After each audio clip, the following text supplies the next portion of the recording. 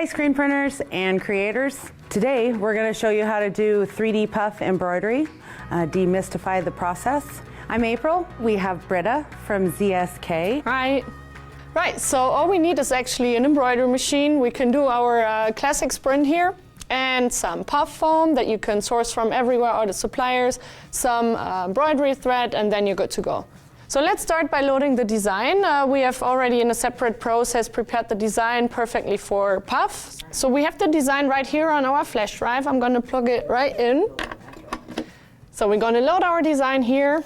Then we say we're going to have it from our flash drive being delivered. I have the tubular frame active here because we're going to run it on a flat piece of fabric. I confirm. I pick my design. I'm going to optimize it. I'm not going to modify it, and I'm going to accept it.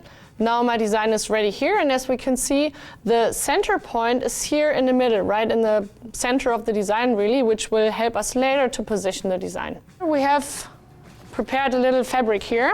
So when you make 3D foam, always make sure you test it. When you have your customer design, test it on a similar product. So if you run it on hats, don't waste your time doing 20 attempts on a piece of fabric. For us, it's now perfect because we're going to make a 3D foam patch, right? Mm-hmm. So this is already very solid, nice fabric. What fabric is this? This is a twill with some stronger, very solid, not so stretchy material. Yeah. It's nice and tight, and it's kind of, when you frame it, it should be tambourine-like. And that's when you know, okay, you're spot on with tension. This will avoid shifting later in the running. Yeah. Okay. So we're going to put this here in the tubular frame. I made sure before that the design fits in the frame.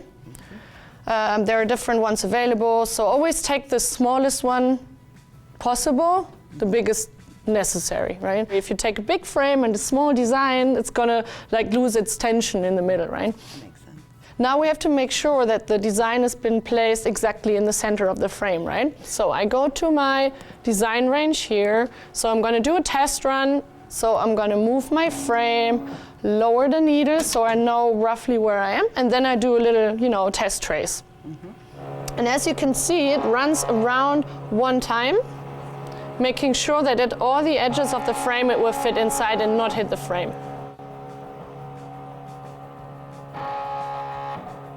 We leave this menu here. We make sure we have bobbin threads. So, right, I can just take this one out, double check, make sure it moves clockwise, right? It's nicely threaded in here, this slit and our spring here. And if it's okay, this will be, on 12 o'clock. So I'm going to put it back inside this. You don't want to have the bobbin running empty halfway through the hat. It's it's possible, no problem, but you would want to have it run in one go. Right, so we're good to go. Now we have to assign the colors, and you can see here a little preview of the design. And I know from digitizing that this hard thing here in the middle will be the foam. Mm-hmm. The other stuff will be done first, mm-hmm. right? So we have later in the design, we're going to have a stop where the machine stops automatically, and I'm going to add the foam, right? I'm going to hit green now to start the embroidery.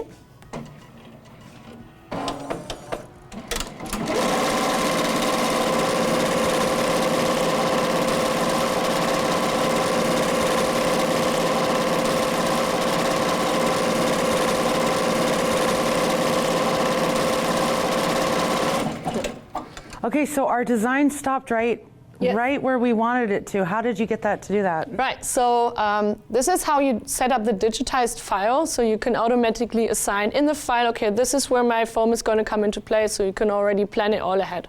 That's pretty cool. No sources of error, it's quite nice. Yeah, very cool. Now we can add our foam, mm-hmm. and speaking of the foam, this is where all the quality is hidden. Yeah, make sure you find the good foam. Ask, I normally for the hats and everything, I pick the super strong foam. If you feel it, it's very strong. Stiff and not soft and not as pliable. It's kind of perforating instead of pushing it away. This is what makes it look very solid. You could even go with 2 layers, 3 layers. I tested this all on the machine. Okay. At some point. So since we have already a little bit digitized, we know roughly where we put it, right? Yeah. So all we do now is we place it. Maybe if you actually want to go on a hat, I normally use rubber tape to fix it. right? So it's not going to move where you attach it. Or a little bit of spray glue, but be careful with that. Yeah, that could be a disaster. Yes. Avoid spray glue. So I'm going to place this here. I don't have to fix it because we're on flat, and what I actually did, you'll see that in a second, I added a run stitch first so that it's been stitched down and hold in place, right? So all I do is hit green and watch the magic.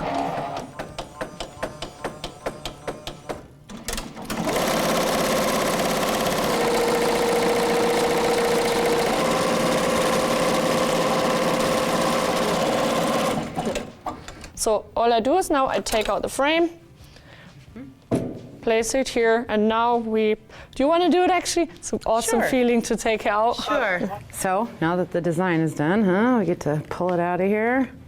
How does it feel? Oh, that's very satisfying.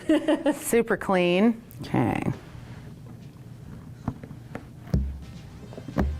So what are some things I can do to get rid of some of these little imperfections? So if you have a one color puff design, it's easy. Just always take the color of your foam, right? It's number one. It's like the safest way. So try to find like a pink or black, like match the thread to the foam so that you can't see. Yeah, but normally you're good with any color of foam, and then you can, like, of course, get rid of a lot of this due to good digitizing. And if you have something like this left and things, you can either like tweak it inside or you use a heat gun. Okay. Normally people just like go with the heat gun over it, and then everything will melt into the embroidery. Then also the choice of needle can be making a difference. We have the NY80 from Oregon, which normally is the thing, but it works like you see now. We've got standard needles in there. Does the thread quality matter for a puff design? Yes, actually, I would always recommend that don't save on thread.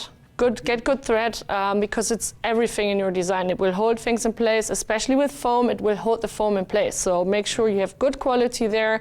Polyester thread normally is stronger than the others. 40 weight is a standard thing that every embroiderer actually has in their production. If you take a look on the back side, you can see here the perfect ratio of tension, right? So you would have like the top thread here, and on the back side you can always see the bobbin and double check. So normally perfect tension is at 2/3 top thread, and in the middle 1/3 of the bobbin. This way you know, okay, your tension is set up perfectly for foam, or in general, you know. Yeah. But this is crucial for the 3D foam as well. This was very informative. Thank you for showing me this. I think these tips are really going to help. Thank you for having me. It was really awesome to work with you this week here. Yeah. Looking forward to what you come up with in the future. All right, thank you screen printers and embroiderers for watching. If you liked this video, hit like, subscribe, let us know any questions that you might have in the comments, and don't forget to share this with somebody that you think it would benefit. Bye.